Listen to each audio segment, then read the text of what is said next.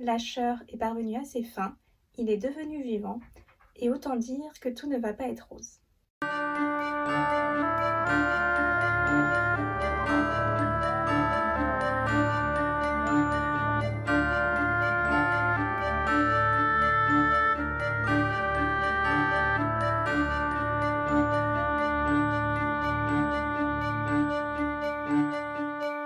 Bonjour amis des livres, c'est la chaîne du Cactus qui lit, et pour ce mois d'Halloween, je vais vous parler du livre L'heure des sorcières d'Anne Rice. L'heure des sorcières est le second tome de la saga des sorcières Mayfair de l'auteure américaine Anne Rice. Il a été édité pour la première fois en France en 1995 chez Robert Laffont, et là il s'agit d'une réédition chez Pocket. Dans ce livre, l'Asher a obtenu ce qu'il voulait, il est devenu de chair et d'os.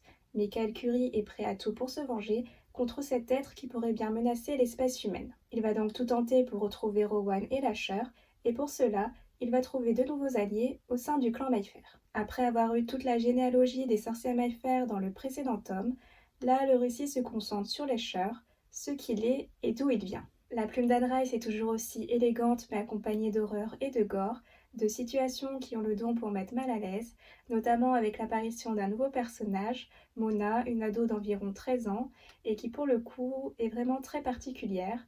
J'ai vraiment eu du mal avec elle.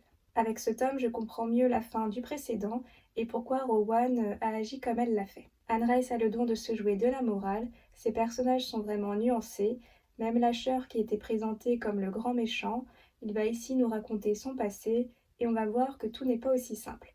On se demande qui sont les méchants, qui sont les gentils, au final peut-être qu'il n'y en a pas du tout. Surtout que Rowan et Michael ne sont pas les grands héros purs et pleins d'honneur. Dans ce tome, Michael va nous révéler une part assez sombre de lui-même. Mais le plus surprenant pour moi aura été de découvrir le récit de Julien.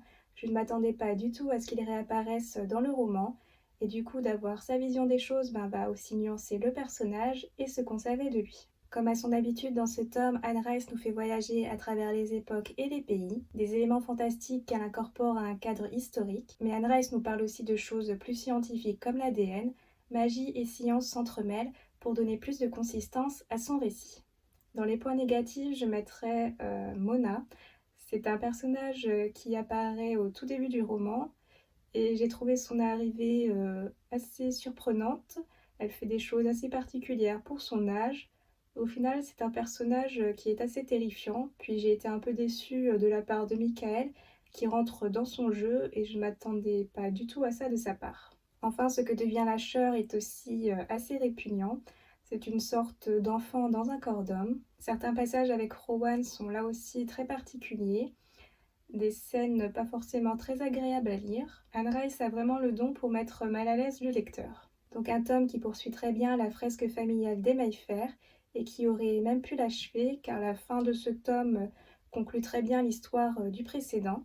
Du coup, je me demande ce que Anne Rice réserve pour son lecteur dans le troisième tome de sa trilogie. Voilà, cette vidéo est terminée, je vous remercie de l'avoir visionnée. Si vous avez lu ce livre, n'hésitez pas à me donner votre avis dans les commentaires. Et si je vous ai donné envie de le lire, je vous souhaite une bonne lecture. En attendant, si vous souhaitez faire plaisir à Cactus, n'hésitez pas à liker, partager, vous abonner. À bientôt et prenez soin de vous.